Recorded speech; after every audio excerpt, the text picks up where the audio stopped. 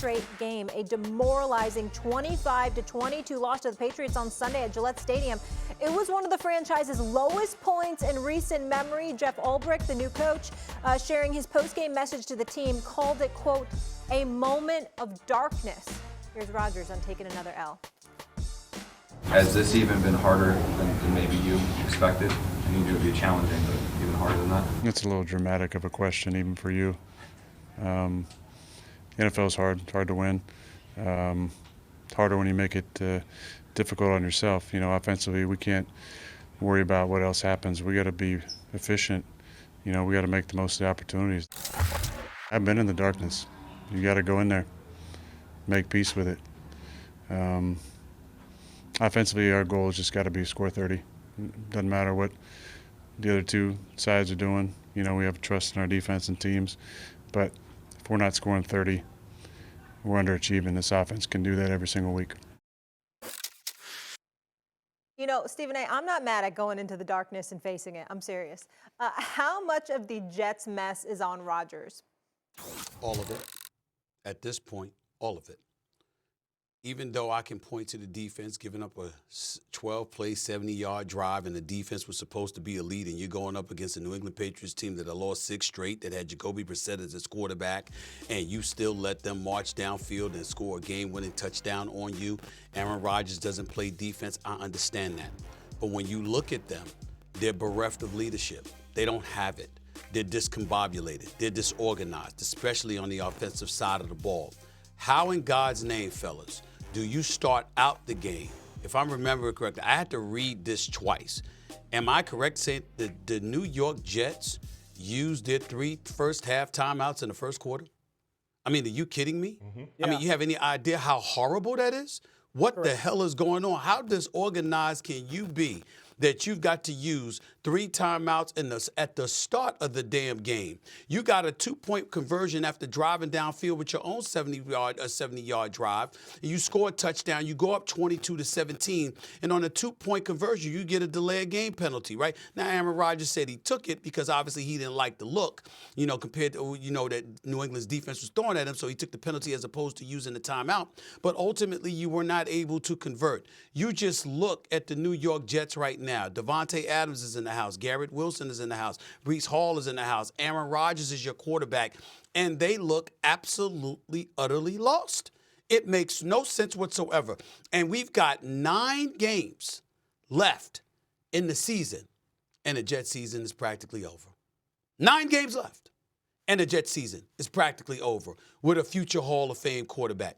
Clearly, this is bad. They haven't won since Woody Johnson fired Saleh, okay? Ulbrich and Saleh with that defense and what they were doing, how they looked prior to Saleh getting fired. Look at how they've looked now. Clearly, this interim coach can't handle the responsibilities of patrolling the defense while still being a head coach. He ain't equipped for all of this. So everywhere you turn, from ownership on down, they just look a bit lost. It's very, very bad. And Aaron Rodgers' fingerprints are all over it because he was supposed to be the saving grace. The defense is big time. All of a sudden, it doesn't look that way. The offense just needed some weapons. You got that, but you don't look explosive. He admits that you got to score 30 to win, which ain't saying much about your defense, by the way. Shannon played on the Super Bowl team in Baltimore. Y'all talked about, 12 points. You know, we got it from there. We got it from there. This man is saying the offense needs to score 30. Think about that. It's an indictment. He's indicting his defense. And then he's looking at his offense and he's saying, well, damn it, we ain't holding up our end of the bargain either because we damn sure ain't scoring 30 points. It's a nightmare. It's unfortunate. It is what it is. The New York Jets look like a damn cursed franchise. I can't even talk about the black cat running around the Cowboys franchise because clearly it's around the Jets franchise. It's a nightmare. Make no mistake about it. And Aaron Rodgers' fingerprints are all over it because he was supposed to be the one that could absolve them from such circumstances, and he clearly has not done that. Danielson. There's no one else to pin the struggle on. There's no one else left. I mean, it's a complete and utter disappointment right now. It right now sits as one of the most disappointing acquisitions in the history of the NFL. And I've been doing this, I think, 6 or 7 years now. I've never been more disappointed in myself than believing in this football team. I was completely wrong about this football team, and I was completely wrong thinking that Aaron would be the person that would cure it all. They lost an impossible game to lose yesterday. Impossible. Oh, yesterday, think about where this football team sits through 8 games in comparison to what we thought they were last year. And me, again, spearheading they're a quarterback away. Yesterday, they scored over 20 points. They did not have a turnover. They gave up less than 250 yards. In the history of the NFL, teams that have scored more than 20, didn't give the ball away on a turnover, and defensively held the other team to less than 250 yards, when you do that, in the history of the NFL, teams are 750-1. The one yesterday was the Jets. The fact that they lost that football game against that team that was down multiple starters and playing the quarterback that they had benched for their rookie quarterback who got knocked out of the game, it's as disappointing a team that we have seen in the NFL in a long time. Because it couldn't happen to a more smug, cavalier, condescending guy.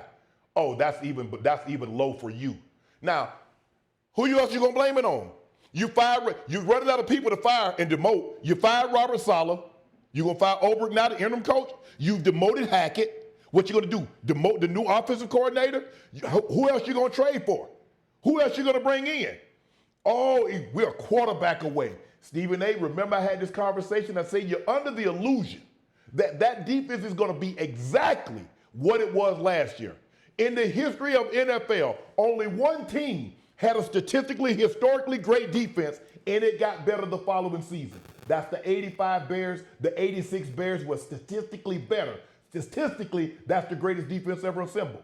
So you're saying this Jets team was going to be better than the 86 Bears. I didn't believe it. You heard what Gottschalk said yesterday.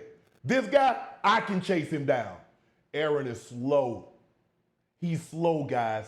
He's not what he once was. And it's okay. Because you know what happens as a guy, Stephen A., that played in the league and got old in the league? It gets harder and harder to summons it up and give your best performance. You can have a throw here. You can have a throw there. Because after every loss, what does he say, Dio? I got to play better. The mind is willing. The body just ain't able. Right. That's what happens as you start to get old. And also what happens, you need more and more help. You got to get better, a better, more sound running game. You need better offensive weapons. You need the defense to stand taller and taller on your head. That's what happens as you start to age. He's not the Aaron Rodgers of old. He's just an old Aaron Rodgers. And everybody sees it, but a lot of people don't want to say it. If you're a quarterback away and you're saying that Aaron Rodgers is better than Zach Wilson, better than Mike Wilson, better than Joe Flacco, better than all the guys that before, explain why the record has gotten worse. You're running out of people to blame. Because you blame Saleh. He lost his job. You demoted Nathaniel Hackett. You traded for Tay Adams. Well, What is it now, Stephen A.? Tell me. Help me understand. No. You're explaining it. You're articulating it perfectly. There's no way around it. I think the conversation has to go a little bit deeper in this respect. When we talk legacy, and this is something that we throw out an awful lot of times, let's understand something here. Aaron Rodgers is going to the Hall of Fame.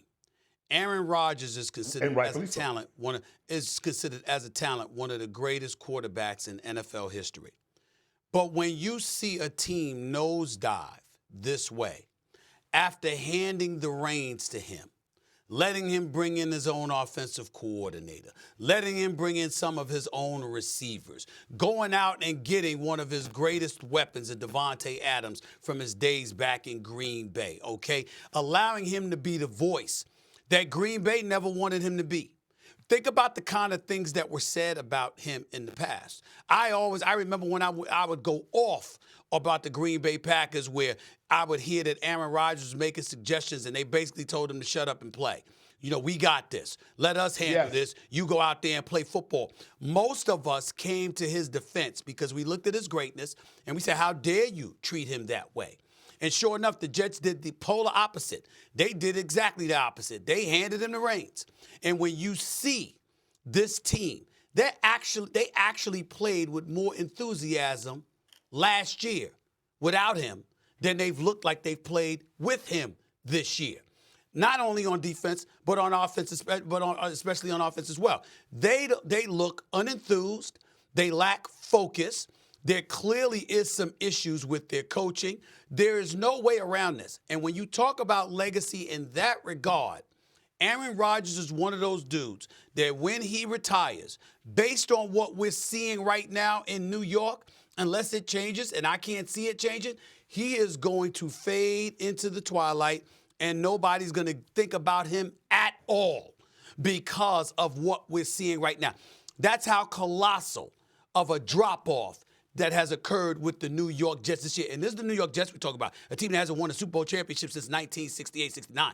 I mean, for us to be talking about Aaron Rodgers like this, all right, knowing the New York Jets history really, really encapsulates how bad everything is for the New York Jets. This is epic, epic failure. And it's got his name and his face written all over it. All right.